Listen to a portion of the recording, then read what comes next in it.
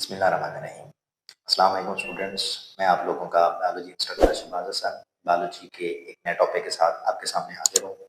Students, आज का हमारा जो टॉपिक है वो है science as a collaborative field.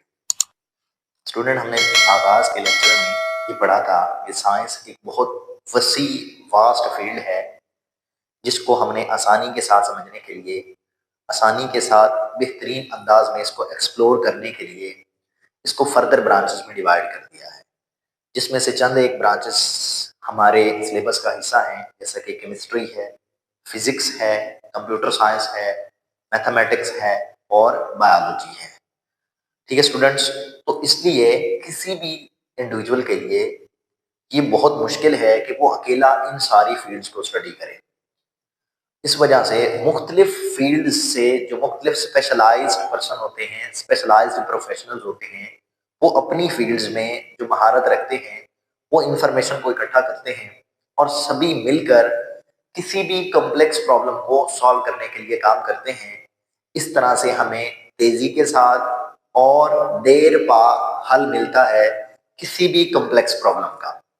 तो उन्हीं कॉम्प्लेक्स प्रॉब्लम्स में से चंद एक इंटरडिसिप्लिनरी हमारे पास जो कोलैबोरेशंस हैं वो हम आज के लेक्चर में डिस्कस करेंगे कि किस तरह से मुख्तलिफ फील्ड्स से जो लोग होते हैं वो मिलकर काम करते हैं और वो किसी भी कॉम्प्लेक्स प्रॉब्लम को सॉल्व करते हैं।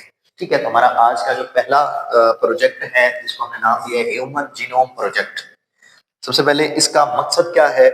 इसका मकसद ये है जी, aimed to sequence and map the human genome. इसका मकसद ये है कि हमने देखना है कि हमारा जो ह्यूमन जीनोम है उसका सीक्वेंस क्या है, वो किस तरह से अरेंज्ड हुआ है और उसके स्ट्रक्चर क्या है। समझ आ रही है?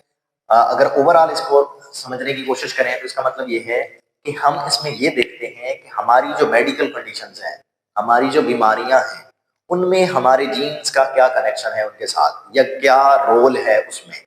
ठीक है, और ये जो हमारा ह्यूमन जीनोम प्रोजेक्ट है ये कब मुकम्मल हुआ जी? Completed in 2003। ठीक है, आगाज कब हुआ इसका जी? ये कंप्लीट हुआ इसमें, और इसका जो आगाज हुआ, स्टार्ट ये कब हुआ था? 1990 में। 1990 में। ठीक है, इसमें कौन कौन से फील्ड से जो रिसर्चर थे वो इन्वॉल्व थे? मैं यहाँ रिसर्चर की हेडिंग दे देता हूँ कि इसमें जो रिसर्चर्स थे जिन्होंने मिलकर ये प्रोजेक्ट बनाया, जिसका मकसद ये था कि हम ह्यूमन जीनोम का सीक्वेंस देखें और उसका स्ट्रक्चर को देखें। ठीक है, वो कौन कौन से थे? तो वो थे जी मॉलिक्यूलर बायोलॉजी से थे, जिनको हम मॉलिक्यूलर बायोलॉजिस्ट कहेंगे या मॉलिक्यूलर रिसर्चर आप कह सकते हैं। ठीक है, जेनेटिसिस्ट थे, जेनेटिसिस्ट। ठीक है, जीन्स वाले थे। इंफॉर्मेटिक्स, ठीक है, तज्जिया करने वाले थे। और कंप्यूटर साइंस के रिसर्चर्स इसमें शामिल थे, कंप्यूटर साइंस। ठीक है, इन रिसर्चर्स ने मिलकर ये एक ह्यूमन जीनोम प्रोजेक्ट तश्कील दिया, जिसका मकसद ये था कि हम इंसानी जीनोम के सीक्वेंस को देख सकें और उसके स्ट्रक्चर को देख सकें कि इस ह्यूमन जीनोम का मेडिकल कंडीशंस के साथ क्या रिलेशनशिप है या क्या कनेक्शन है। ठीक है, इसके बाद हमारे पास है क्लाइमेट चेंज रिसर्च। ठीक है, तो क्लाइमेट चेंज रिसर्च जो है ये भी रिक्वायर्स करता है, इट रिक्वायर्स इंटरडिसिप्लिनरी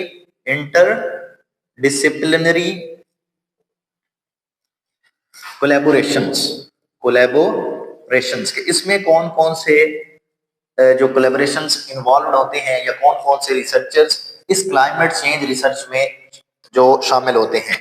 तो अगर मैं बात करूं तो इसमें सबसे पहले क्लाइमेट चेंज एटमॉस्फेरिक साइंस से, एटमॉस्फेरिक साइंस, इसके जो रिसर्चर्स हैं वो इन्वॉल्व होंगे। ठीक है, इकोलॉजी वाले, इन्वायरमेंट वाले इन्वॉल्व होंगे, इकोनॉमी वाले, इकोनॉमिस्ट जिसको आप कहेंगे, वो इन्वॉल्व होंगे। ठीक है, ये मतलब वो रिसर्चर्स हैं जो इसमें इन्वॉल्व होते हैं और किसी भी क्लाइमेट चेंज मतलब क्लाइमेट के हवाले से जो भी कॉम्प्लेक्स प्रॉब्लम होता है उसको सॉल्व करते हैं। ठीक है, atmospheric science, ecology, economist and computer science. ठीक है, यहाँ पर भी मतलब इस तरह के ये रिसर्चर्स मिलकर काम करते हैं और किसी भी कॉम्प्लेक्स प्रॉब्लम को जो कि क्लाइमेट के हवाले से है उसको डील करते हैं, उसको टैकल करते हैं। इसके बाद है मेडिकल रिसर्च।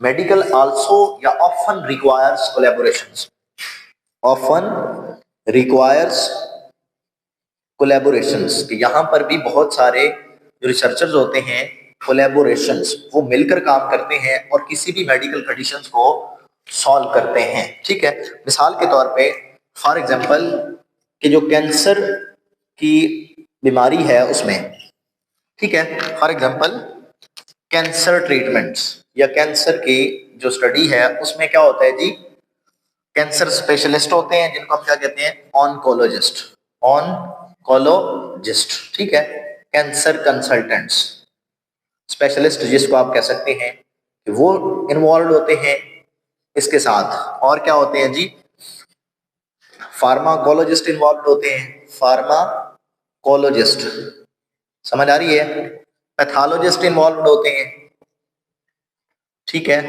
जेनेटिसिस्ट इन्वॉल्व होते हैं, जेनेटिसिस्ट, समझ आ रही है। अब देखें ना, ये सारे वो हैं जो किसी भी मेडिकल कंडीशन से रिलेट कर रहे होते हैं। ऑन्कोलॉजिस्ट वो तो स्पेशल हो गया कैंसर के लिए, ठीक है, फार्माकोलॉजिस्ट, पैथोलॉजिस्ट, ठीक है, जेनेटिसिस्ट, ठीक है, इसके अलावा बायोकेमिस्ट, ठीक है, ये सारे वो रिसर्चर्स हैं जो किसी भी मेडिकल प्रॉब्लम को सॉल्व करने के लिए, किसी भी मेडिकल कंडीशन से डील करने के लिए सारे मिलकर काम करते हैं और उस मसले का हल तलाश करते हैं या उस मसले को सॉल्व करते हैं। ठीक है, इसके बाद रोबोटिक्स एंड आर्टिफिशियल इंटेलिजेंस है। ये हाईली इंटरडिसिप्लिनरी कोलैबोरेशन है। It is highly interdisciplinary, it is highly interdisciplinary, highly interdisciplinary field है, या इसको आप कोलैबोरेशंस कह सकते हैं। ये एक ऐसा है जिसमें बहुत सारी फील्ड से जो रिसर्चर्स हैं वो इन्वॉल्व होते हैं। ठीक है, मिसाल के तौर पे अगर हम इसकी बात करें तो कंप्यूटर साइंस सबसे पहले, रोबोटिक्स के अंदर क्या है जी, कंप्यूटर साइंस, ठीक है, इंजीनियरिंग इसमें इन्वॉल्व है, इंजीनियर्स जो होते हैं वो, ठीक है, मैथमेटिक्स वाले जो हैं वो इन्वॉल्व हैं, मैथमेटिक्स। इसके अलावा न्यूरोलॉजी वाले या न्यूरो साइंस वाले रिसर्चर्स वो इन्वॉल्व होते हैं, एंड साइकोलॉजी। ठीक है, ये सारे वो रिसर्चर्स हैं जो रोबोटिक्स के अंदर और आर्टिफिशियल इंटेलिजेंस के अंदर मिलकर काम करते हैं, और इनके मिलकर काम करने की वजह से आज की जो दुनिया है इसमें बहुत ज्यादा एडवांसमेंट आ गई है। हमारे जो रोबोटिक्स या आर्टिफिशियल इंटेलिजेंस से तैयार करदा चीजें हैं उनमें बहुत सारी एडवांसमेंट आ गई। मिसाल के तौर पे ऑटोनोमस व्हीकल्स है, ठीक है, ऑनलाइन लर्निंग है, टीचिंग है, मतलब रोबोटिक्स की मदद से टीच किया जा रहा है, ठीक है, नेचुरल लैंग्वेज प्रोसेसिंग है वो भी रोबोटिक्स की मदद से की जा रही है, ठीक है, आर्टिफिशियल इंटेलिजेंस की मदद से की जा रही है। तो इसमें ये वाले रिसर्चर्स इन्वॉल्व होते हैं, कंप्यूटर साइंस से रिसर्चर्स होते हैं, इंजीनियर्स होते हैं, मैथमेटिक्स वाले होते हैं, न्यूरो साइंस वाले होते हैं और साइकोलॉजी वाले होते हैं। ये सारे मिलकर काम करते हैं और रोबोटिक्स की जो प्रोडक्शन है वो कर रहे हैं और आर्टिफिशियल इंटेलिजेंस को यूटिलाइज कर रहे हैं। इसके बाद हमारे पास है जी स्पेस एक्सप्लोरेशन। तो इसमें कौन कौन से रिसर्चर्स इन्वॉल्व हैं जी, तो ऑर्गेनाइजेशन, कुछ ऑर्गेनाइजेशंस हैं जो स्पेस एक्सप्लोरेशन में काम करती हैं, ऑर्गेनाइजेशन लाइक नासा। एक ऑर्गेनाइजेशन क्या है कि हमारे पास नासा, और दूसरी हमारे पास क्या है जी आईएसएस, जिसको हम क्या कहते हैं, international space station, international space station, international space station. ठीक है, ये इस तरह की ऑर्गेनाइजेशंस हैं जो स्पेस से रिलेटेड हैं या स्पेस के अंदर स्टडी करने से रिलेटेड है। तो इसमें कौन कौन से रिसर्चर्स इन्वॉल्व होते हैं, इसमें सबसे पहले ये देख लें कि ये क्या है, नासा। नासा एक ऑर्गेनाइजेशन है जो कि अमेरिकन है, यूएस बेस्ड जिसको आप कहेंगे। तो नेशनल एन से नेशनल एरोनॉटिक्स, एरोनॉटिक्स, ठीक है, and space administration, and space administration, ये इसका एब्रीविएशन है। ये भी आपसे पूछा जा सकता है कि नासा किस चीज का एब्रीविएशन है, और ये यूएसए की एक स्पेस एजेंसी है, ठीक है, जो कि एक्सपेरिमेंट्स को करते हैं स्पेस के अंदर।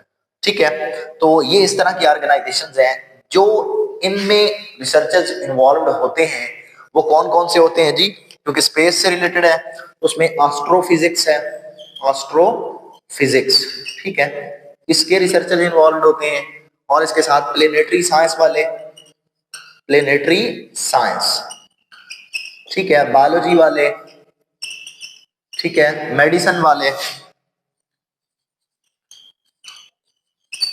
ठीक है, ये सारे वो रिसर्चर्स हैं जो स्पेस के हवाले से स्टडी करते हैं या स्पेस के हवाले से रिसर्चेस करते हैं और हमें इंफॉर्मेशन दे रहे होते हैं, ठीक है। ये सारे साइंटिस्ट जो हैं वो मिलकर काम करते हैं और इस यूनिवर्स के अंदर जितनी भी कम्प्लेक्स प्रॉब्लम्स हैं, कम्प्लेक्स हमारे पास जो भी सवालात हैं उनको सॉल्व करने के लिए काम करते हैं कि these researchers work together to explore या to understand the cosmos. Cosmos means universe. इस यूनिवर्स को समझने के लिए ये जो सारी फील्ड्स अभी हमने पढ़ी हैं, कि हमारे पास जो इंटरडिसिप्लिनरी कोलैबोरेशंस वाले रिसर्चर्स हैं वो सारे मिलकर काम करते हैं और इस दुनिया के अंदर जिस तरह के भी लोगों को मसाइल पेश आ रहे हैं उनके हल के लिए काम करते हैं। स्टूडेंट, आज का हमारा यही टॉपिक था। मैं उम्मीद करता हूं कि आपको मैं समझा पाया हूँगा। आपका कोई भी क्वेश्चन हो आप उसको कमेंट बॉक्स में पूछ सकते हैं। अल्लाह हाफिज।